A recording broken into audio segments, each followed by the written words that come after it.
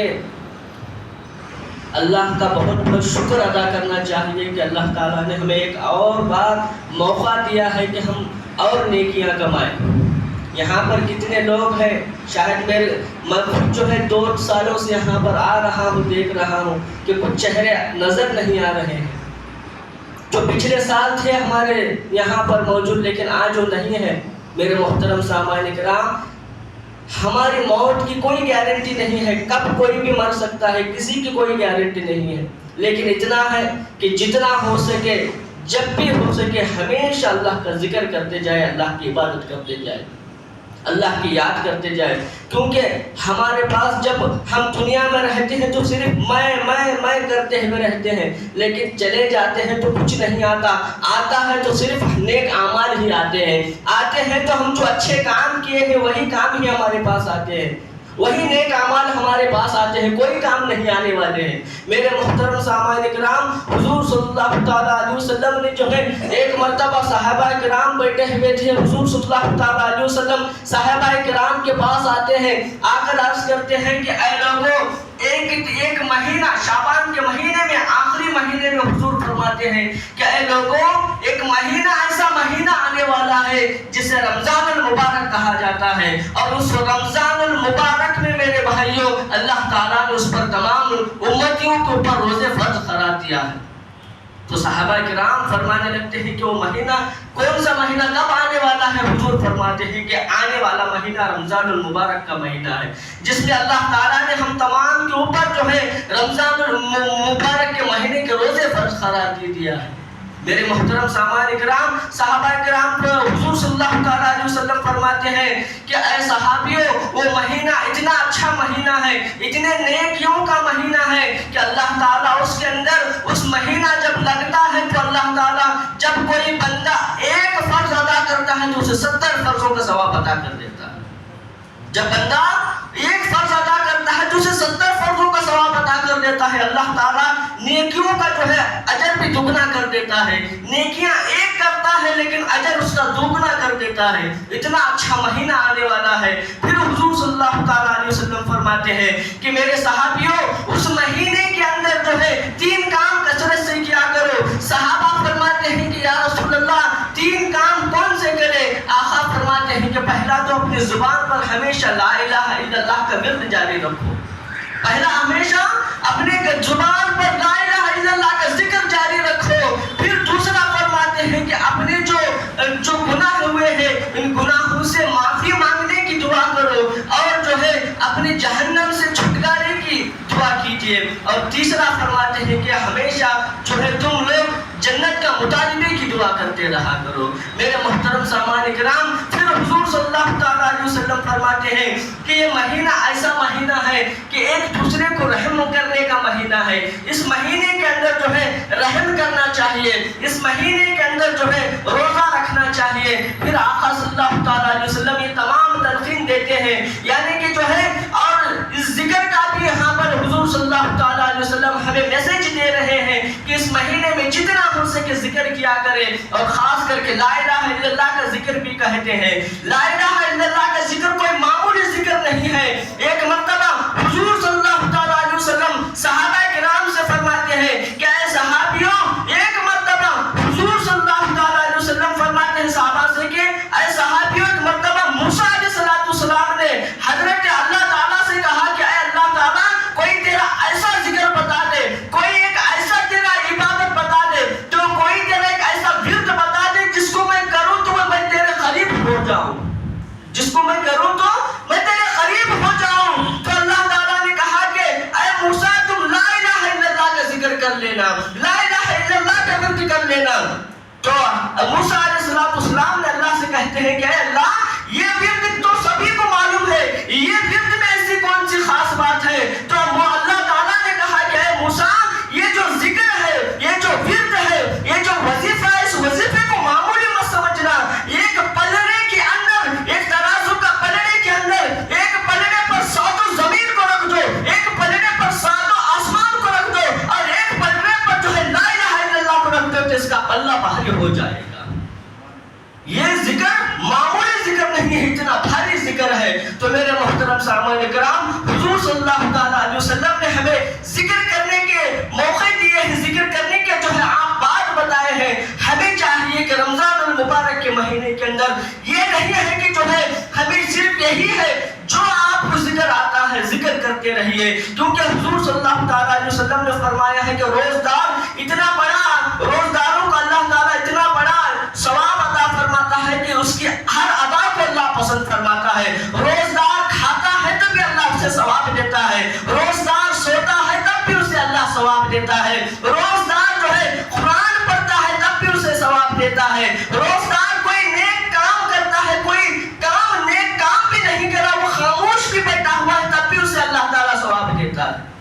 لیکن روزہ یہ نہیں ہے کہ ہم روزہ رہتے ہیں تو یہ نہیں ہے کہ روزہ تو رہ رہے ہیں، صرف پیٹ کا روزہ رہ رہے ہیں، لیکن جو ہے ہم آنکھوں سے گناہ بھی دیکھ رہے ہیں، ہم زبان سے کسی کو گالی بھی دے رہے ہیں، دل سے کسی کے اوپر حسد بھی کر رہے ہیں. یہ روزہ بھی نہیں ہوتا.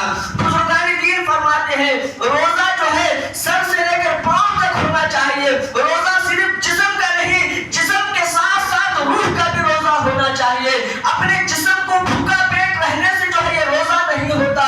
اپنے پیٹ کے بھوکا رہنے کے ساتھ ساتھ اپنی نگاہوں کو پاک رکھا کرو. اپنے کتنے ایسے نوجوان ہمارے بچے ہیں، ایسے ہمارے کتنے نوجوان ایسے بچے ہیں، بچیاں ہیں جو ہے روزہ تو رکھ لیتے ہیں لیکن دن بھر موبائل میں چلے جاتے ہیں، دن بھر ٹی وی میں پورا وقت گزار دیتے ہیں. کہاں کا روزہ، کہاں کا روزہ ہے؟ پھر اگر جو ہے تھوڑی بہت دھوپ آ جاتی ہے تو ہم کہتے ہیں کہ اللہ اکبر کتنی دھوپ ہے، یہ دھوپ کو ہمیں برداشت نہیں ہوتی ہے. روزہ نام تو اسی کو کہتے ہیں کہ کچھ برداشت کرنا چاہیے.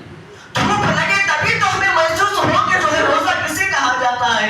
اندر ہی بیٹھ کر جو صرف ہم اندر ہی بیٹھے رہیں گے تو روزہ معلوم کہاں پڑے گا. میرے محترم سامعین کرام، بہت سارے ایسے لوگ ہیں روزہ رکھتے ہیں لیکن جو ہے اپنی زبان سے جھوٹ بولتے ہیں. یہ کہاں کا روزہ ہوتا ہے؟ اس طریقے کا روزہ نہیں ہونا چاہیے. ہم جو ہے اپنے آپ میں اللہ تعالیٰ نے جو قرآن پاک میں جو آیت نازل فرمائی ہے کہ تمہیں میں نے روزے اس لیے فرض کر دیے ہیں کہ تاکہ تم متقی پرہیزگار بن جاؤ، تاکہ تم روزے رہنے پر متقی بن جاؤ، پرہیزگار بن جاؤ. صرف ہم جو ہے متقی پرہیزگار جو لفظ ہے اس کو ہٹا دے رہے ہیں. صرف روزے فرض ہے تو روزے رکھنے ہیں. روزے فرض اس وجہ سے کر دیے گئے ہیں کہ ہم متقی بن جائیں. ہم جو پچھلے مہینوں میں کام کیا کرتے تھے، پچھلے مہینوں میں جس طریقے سے سستی کیا کرتے تھے، پچھلے مہینے میں جس طریقے سے ہم جو گناہ کیا کرتے تھے، پچھلے مہینے میں جو ہمارے ہاتھوں سے جو بھی خطائیں ہوتی تھی، لفظیں ہوتی تھی، جو چھوٹے موٹے صغیرہ کبیرہ گناہ ہوتے تھے، ان سے بچنے کے لیے جو ہے اللہ تعالیٰ نے ہم تمام کو روزے فرض کرا دیے تاکہ ہم جو ہے متقی پرہیزگار بن جائیں، تاکہ ہم متقی اور پرہیزگار بن جائیں. میرے محترم سامعین کرام، اس بات کو بھی یاد رکھ لیجئے کہ ہم روزہ رکھتے ہیں تو روزوں کے اوپر خاص یہ ہے کہ اپنی زبان کو پاک رکھیے، اپنی نگاہوں کو پاک رکھیے، اپنی کانوں کو پاک رکھے، اپنے ہاتھوں کو پاک رکھے. ہر چیز کو جو ہے عبادتوں میں مشغول کرے، کوئی گناہ میں اسے مشغول ہونے نہ دے. میرے محترم سامعین کرام، حضور صلی اللہ تعالیٰ علیہ وسلم یہ فرمائے ہیں کہ ذکر کیا کرے. تو ذکر کی بات یہ ہے کہ جو بندہ ذکر کرتا ہے تو وہ بندہ جو ہے اللہ کا قریب ہو جاتا ہے. یعنی کہ جو ہے حضرت ذوالنون مصری رحمۃ اللہ تعالیٰ علیہ، ایک مرتبہ آپ کی چھوٹی صاحبزادی تھی، چھوٹے صاحبزادے کو آپ جو ہے مچھلیوں کا شکار کرنے کے لیے لے کر جاتے ہیں. حضرت ذوالنون مصری مچھلیاں پکڑ رہے ہیں اور ایک تھیلی میں اپنے بیٹی کے ہاتھ میں رکھے ہوئے ہیں اور ایک تھیلی میں جو ہے وہ مچھلیاں پکڑ کر ڈالتے رہتے ہیں.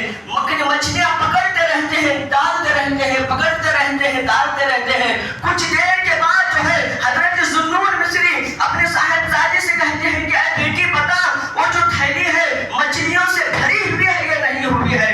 تو جیسے ہی وہ جو مچھلیاں دیکھتے ہیں، حضرت ذوالنون مصری کیا دیکھتے ہیں کہ مچھلیاں نہیں ہیں، اس تھیلی کے اندر مچھلیاں نہیں ہیں. حضرت ذوالنون مصری اپنے صاحبزادے سے فرماتے ہیں کہ اے میری بیٹی، اے میرے لخت جگر، میں تو مچھلیاں اس تھیلی میں ڈالنے کے لیے کہا تھا، یہاں پر تو مچھلیاں نظر نہیں آ رہی ہے، کیا بات ہے، کیوں مچھلیاں نہیں ہیں؟ تو آپ کی صاحبزادی کہتی ہے اللہ اکبر. آپ کم سن بچی کی جو ہے بات سنیے. وہ کم سن بچی کہتی ہے کہ اے میرے ابا جان، آپ ہی نے کہا تھا کہ جو بندہ اللہ کے جو بھی مخلوق جو ہے اللہ کے ذکر سے غافل ہو جاتی ہے تو مصیبتوں کا شکار ہو جاتی ہے، وہ غفلت کا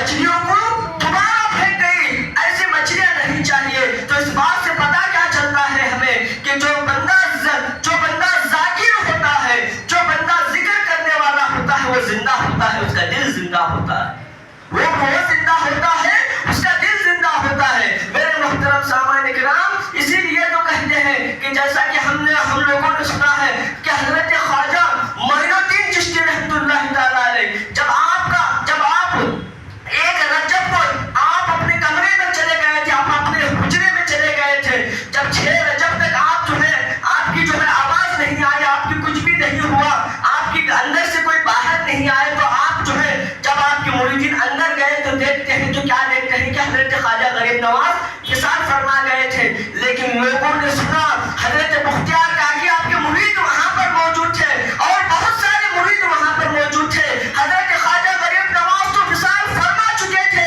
لیکن آپ قریب جا کر آپ کے دل کی دھڑکن کو دیکھتے ہیں تو کیا دیکھتے ہیں کہ خواجہ غریب نواز کا دل کی دھڑکن دھڑک رہی تھی۔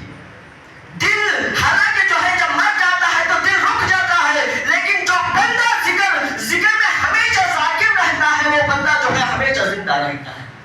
اسی طریقے سے ہم نے یہ بھی سنا ہے کہ جب حضور صلی اللہ علیہ وسلم کا جو وفات ہوئی تھی تو اس وقت بھی جب آپ صلی اللہ علیہ وسلم کو قبر انور پر لٹھایا گیا تھا، جب آپ وہاں جو صحابی وہاں پر موجود تھے، آپ کی زبان کچھ حرکت کر رہی تھی، تو صحابی رسول کان لگا کر سنتے ہیں تو کیا سنتے ہیں کہ آپ کہہ رہے تھے کہ رب حبل امتی، یعنی کہ جو بندے ذاکر ہوتے ہیں، جو بندے نیک ہوتے ہیں، وہ ہمیشہ جب دنیا میں رہنے تک ذکر کرتے رہتے ہیں تو وہ مرنے کے بعد بھی ایسے ان کو اللہ تعالیٰ انہیں ذکر کرتا رہتا ہے، اس طریقے سے وہ ذکر کرتے رہتے ہیں۔ میرے محترم سامعین کرام، آج تراویح کا بھی مہینہ آ گیا ہے، ہم لوگ اتنے غفلت میں سوئے ہوئے رہتے ہیں، اتنے غفلت میں رہتے ہیں۔ الحمدللہ یہاں پر تو تراویح بہت اچھی میں ہوتی ہے، لوگ بھی اچھے تعداد میں آتے بھی ہیں، لیکن میں بہت جگہ پر گیا ہوا ہوں، جاتا بھی ہوں،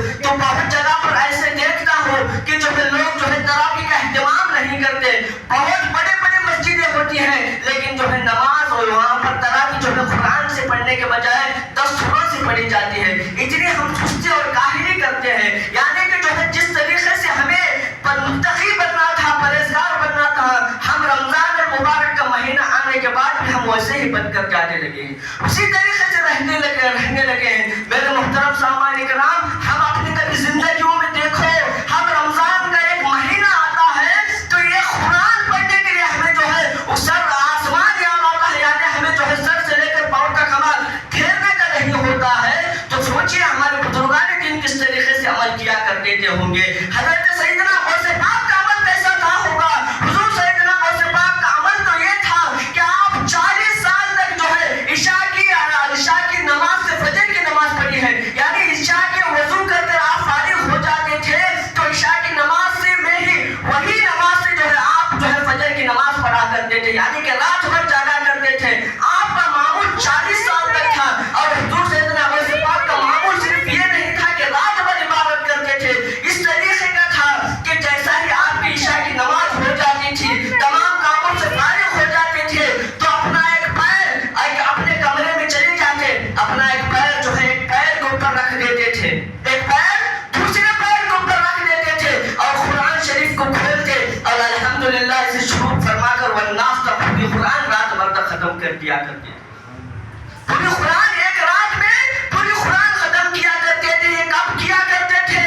رمضان المبارک کے مہینے میں نہیں، پورا سال آپ کیا کرتے تھے، پورا سال اس طریقے سے آپ کیا کرتے تھے۔ میرے محترم سامعین کرام، سوچئے کہ حضور سیدنا غوث پاک کیا وہ آپ کے اوپر فرض تھی؟ نہیں تھی۔ کیا سنت تھی؟ نہیں تھی۔ کیا نفل تھی؟ نہیں تھی، کچھ بھی نہیں تھا، لیکن اللہ سے محبت اتنی تھی، اللہ سے عقیدت اتنی تھی، اللہ سے آپ کا پیار اتنا تھا کہ آپ قرآن سے اتنا پیار کیا کرتے تھے کہ روزانہ آپ ایک قرآن شریف پڑھا کیا کرتے تھے، اور کتنی عقیدت کے ساتھ پڑھا کرتے تھے۔ ہم رمضان المبارک کا پورا مہینہ چلا جاتا ہے، ایک قرآن ہم کنٹینیو برابر نہیں پڑھ سکتے ہیں، تو کہاں کہ ہمارے اندر تقویٰ آ گیا ہے، کہاں کہ ہم متقی اور پرہیزگار ہو گئے ہیں۔ ہم خود سوچئے کہ ہمارے بزرگان دین ہم کتنا ادب سے نام لیتے ہیں، کہ ہم فخر کرتے اپنے آپ پر کہ ہم وہ حضور سیدنا غوث پاک کے غلام ہیں، ہم آپ کے مرید ہیں، ہم خواجہ غریب نواز کے ماننے والے چاہنے والے ہیں، بڑے فخر سے کہتے ہیں، لیکن ان کی جب تعلیم کی بات آتی ہے تو ہم بہت پیچھے ہو جاتے ہیں۔ ان کی جب تعلیم کی بات آتی ہے تو ہم ان کے تعلیم میں رتی برابر بھی ہم جو ہے کمی پیشی حانے کے لیے نہیں ہونا چاہیے، لیکن ہم جو ہے رتی برابر بھی ہم ان کی تعلیم کے اوپر عمل نہیں کرتے ہیں۔ میرے محترم سامعین اکرام، اس رمضان المبارک کے مہینے میں جو ہے ہمیں اللہ نے حیات دی ہے تو جتنا ہو سکے عبادت کیجیے، جتنا ہو سکے اللہ کو منانے کی کوشش کیجیے۔ معلوم نہیں ہے کہ وقت کب چلا جائے، وقت جو ہے ختم ہو جاتا ہے تو پھر پتہ نہیں چلتا ہے، کون کب جو ہے آج ہے تو کل نہیں ہے، لیکن پتہ نہیں چلتا ہے۔ اپنے دلوں کے اندر جو ہے اللہ کے علاوہ کسی اور کو مت آنے دیجیے، کیونکہ آج جو روزہ دار ہوتے ہیں، روزہ رہتا ہے تو خاموش رہتا ہے آدمی، تو اس کا دل جو ہے کبھی جو ہے غیبت کرنے کو کہتی ہے، اس کا دل کبھی کسی کے بارے میں چغلی کرنے کو کہتی ہے، اس کا دل جو ہے کبھی کبھی جو ہے کسی کے بارے میں برا بھلا کہنے کے لیے کہتی ہے، لیکن اس بات کو جو ہے ہٹا کر جو ہے صرف اللہ کو دکھانے کے لیے عبادت کیجیے۔ کیونکہ ایک صحابی رسول تھے حضرت حضور صلی اللہ تعالیٰ علیہ وسلم، ایک مرتبہ بیٹھے ہوئے تھے تو حضرت عبداللہ بن عمر بھی بیٹھے ہوئے ہیں اور بہت سارے صحابہ بیٹھے ہوئے ہیں۔ حضور صلی اللہ تعالیٰ علیہ وسلم بیٹھے ہوئے ہیں، آپ صحابہ سے گفتگو فرما رہے ہیں اور فرماتے فرماتے آپ فرماتے ہیں کہ اے حضرت عمر بن عبدالعاص، وہاں پر دیکھو، اس دروازے پر جو بھی آدمی آئے گا وہ کنفرم جنتی ہوگا، وہ شخص جو دروازے سے آنے والا ہے وہ شخص جو ہے جنتی ہوگا۔ تو حضرت عمر بن عبدالعزیز آپ جو ہے پریشان ہو جاتے ہیں، آپ سوچنے لگتے ہیں کہ کون ایسا بندہ ہوگا کہ جو ہے اس دروازے پر آنے والے کو حضور نے جنت کی بشارت دے دی ہے۔ تو آپ نگاہ اٹھا کر دیکھتے رہتے ہیں، دروازے کی طرف دیکھتے رہتے ہیں، کیا دیکھتے ہیں کہ تھوڑی ہی دیر کے بعد ایک بوڑھے صحابی جو انصار صحابی تھے، بوڑھے صحابی جو ہے آپ وضو فرما کر آ رہے ہیں اور حضور سے ملاقات کے لیے، اور آپ کے چہرے پر جو ہے پانی ٹپک رہا ہے وضو کا، اور چمڑی کی چپل ہے آپ کے ہاتھوں میں، وہ اپنے بغل میں دبا کر آ رہے ہیں۔ حضور صلی اللہ تعالیٰ علیہ وسلم فرماتے ہیں کہ یہی جنتی ہے، یہی صحابی وہ جنتی ہے